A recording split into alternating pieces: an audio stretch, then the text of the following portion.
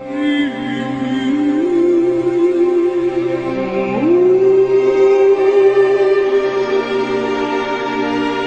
is a saying among the Kurds, no friends but the mountains. For indeed, the world has scarcely noticed when century after century, conqueror after conqueror has driven these once nomadic tribes deep within their beloved mountains to preserve their culture, their language, and their lives.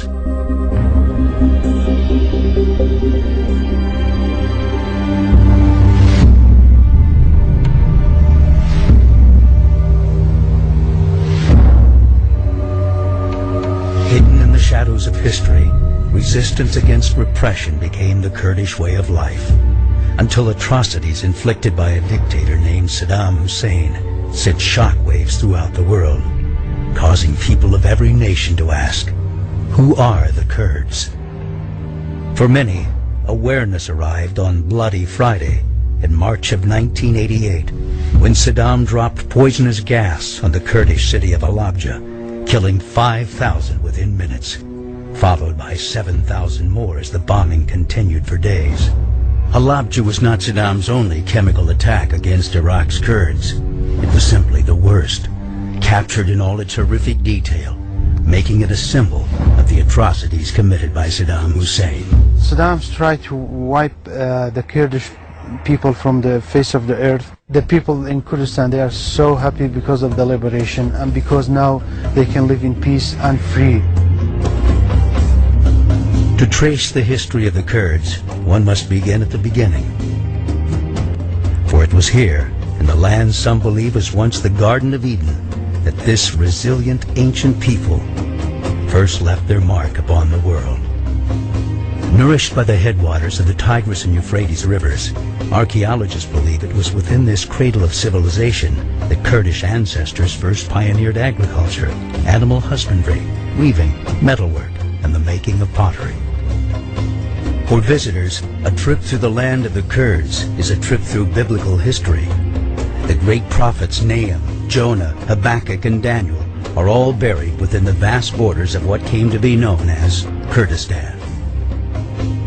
The city of Ahmadiyya still stands, marking the place many believed wise men, known as Magi, began their journey to follow a great star that appeared in the sky. As centuries passed, these tribes would fall to the forces of Alexander the Great at the Battle of Gaugamela, and later rise to their zenith as traders along the legendary Silk Road. In time, the Mongol hordes would make them prisoners, followed by the Ottomans, who would make them princes. But whether their occupiers were good or bad, killers or saints, the Kurds would learn to do what they must to survive.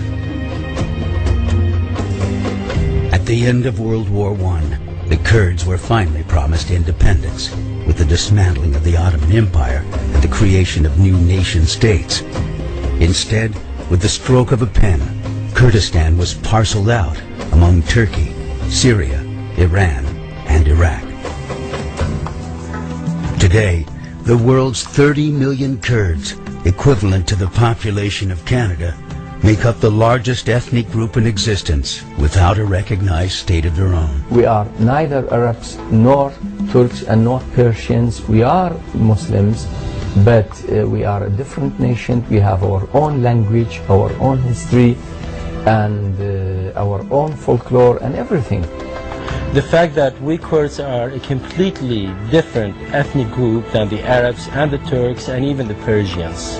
Because of that background and also because of all of the suffering they have seen, they have completely a different mindset. At the time when the central Iraqi regime, before the toppling of Saddam Hussein, was busy with creating weapons of mass destruction, we were busy planting trees and creating new classes at our universities and opening new departments and building centers of education for our children and for our youth. We are trying to build a nation. We are trying to improve the scientific standards of our community. We are trying to spread democracy. We are trying to teach the people how to respect each other and accept the rights of children and women in general. This country is a peaceful country. The people are very, very lovely.